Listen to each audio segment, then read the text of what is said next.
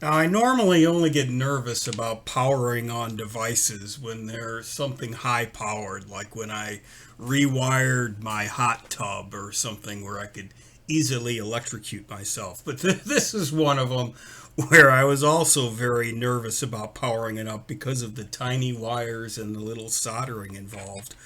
So, as we saw with the previous videos, I've hacked apart the uh, the slim USB, not USB, Ethernet connector, and I prepped the wires and everything. And here you could see how this little wiry mess is soldered on. So you have one pair does the one USB, another pair does the other USB, a singleton does the switch, and then over here underneath this little pile you have the ground and the power. So you have a total of 7 connections there. So those are all soldered into place, and then this will get mounted into its enclosure. And I've started modifying the enclosure so that it could support this cable.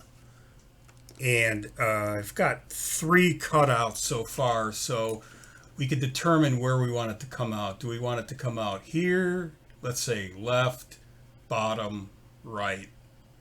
It'll go either way, so I'll have that part done. And then the intermediate box that has the switches, I haven't put this in the enclosure yet.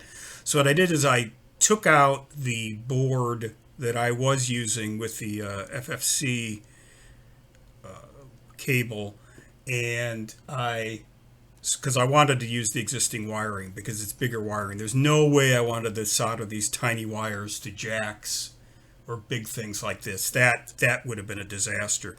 So instead, I paired up each of the teeny tiny wires with their appropriate larger wire, which is already in place, and then have heat shrink on the ends of each of them. They're all soldered and then heat shrink.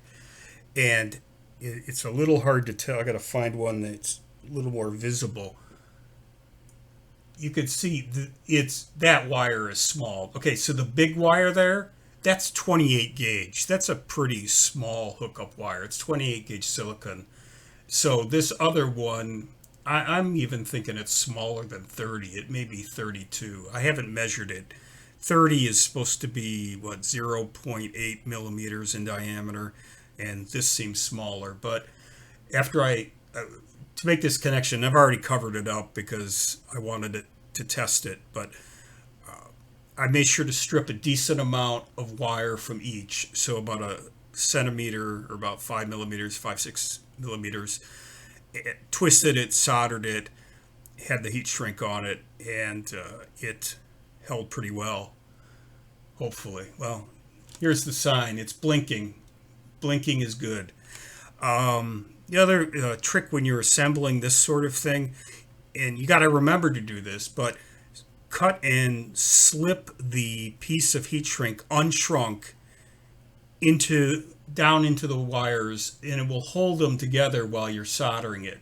And then once the solder connection is done and you've trimmed any excess, slide the heat shrink up, and then bring your heat gun in and heat shrink it, and then you're all set. Hopefully that made some sort of sense, but it does make it easier when pairing wires. These are a very small wire to a super small wire, but it will work with anything. And this ended up being, I think, the most straightforward way for me to do the connections. And I've got enough room in my box to stuff all these in there.